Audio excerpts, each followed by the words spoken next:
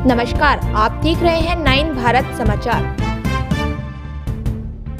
राज्यपाल ने दी डॉक्टर भीमराव अंबेडकर को भावभीनी श्रद्धांजलि। भारत रत्न बाबा साहेब भीमराव अंबेडकर की 134वीं जयंती आज सोलन में हर्षोल्लास के साथ मनाई गई। इस दौरान राज्यपाल शिव प्रताप शुक्ल बतौर मुख्य अतिथि उपस्थित रहे।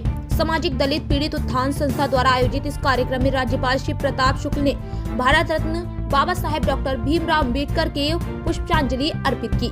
इस अवसर पर राज्यपाल शिव प्रताप शुक्ल ने कहा कि बाबा साहेब डॉक्टर भीमराव अंबेडकर ने स्वतंत्रता, भाईचारे व समरसता का पाठ सभी को पढ़ाया। उन्होंने कहा कि दलित समुदाय ने दलित समुदाय को आगे बढ़ाना या उन्हें समानता का अधिकार दिया। उन्होंने कहा कि उन्होंने भारत के संविधान में ऐसे प्रावधान किए हैं जिससे असमानताएं, दुर्भावनाएं दूर हुई। मुझे लगता है कि भारत के नेताओं को जो उनके कार्यों के आधार पर तुलना करनी चाहिए, न कि वोट के आधार पर तुलना करनी चाहिए। उन्होंने क्या कार्य किया है, देश के लिए क्या किया है, कितना जिया है, इसी के आधार पर उनकी विवेचना होनी चाहिए। मैं समझता हूँ कि डॉक्टर भीमराव अंबेडकर जी का जो बचपन से संघर्ष रहा है वह याद करने लायक है। जो शिक्षा रही है वो याद करने लायक है। जो संविधान के निर्माण में एक महत्वपूर्ण भूमिका रही है वह याद करने लायक है। जो समाज को जोड़ने का काम किया है वह याद करने लायक है। तो इस नाते मुझे मेरा यह मानना है कि उनको इसी आधार पर याद करना चाहिए कि भारत की जीवंतता के लिए उन्होंने क्या किया। और आज का कार्यक्रम मैं समझता हूँ कि इसी दृष्टि से था।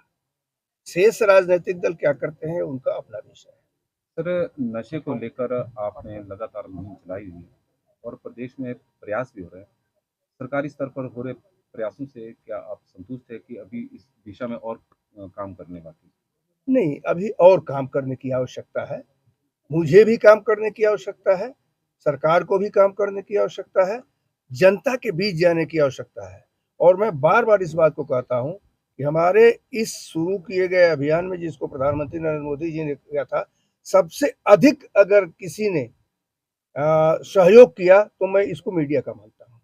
क्योंकि उन्होंने जिस प्रकार से प्रचारित प्रसारित किया, उसका परिणाम है कि आज गाँव-गाँव से इसके विरुद्ध आवाज़ उठ रही है। तो मैं सर्वाधिक अगर किसी को होगा कि जिसने मुझे सहयोग किया वो मीडिया ने दिया। सर, सुप्रीम कोर्ट का एक ऑर्डर आया है कि राज्यपाल जो विधेयक पास होते हैं राज्य सरकार के, उनको रोक नहीं सकते और ना ही उनको मतलब रिजेक्ट कर सकते हैं, उनको राष्ट्रपति को भेजना पड़ेगा। क्या कहेंगे? नहीं, ये नहीं है, बल्कि या संविधान में ये या तो वो रिजेक्ट करें या राष्ट्रपति के पास भेजें, ये सब कुछ है। और हर विधेयक की संवैधानिक स्थिति होती है, उसको देखते हुए ही राज्यपालों को निर्णय लेना पड़ता है। मुझे लगता है कि मैं भी शायद उसमें हूँ, राज्यपाल के रूप में मैं उस प्रकार का निर्णय लेता हूँ। सरकार के हित में भी होता है वो भी निर्णय लेता हूँ, सरकार जो है जो जनता के हित में नहीं होता उस पर भी निर्णय लेता हूँ। ठीक है।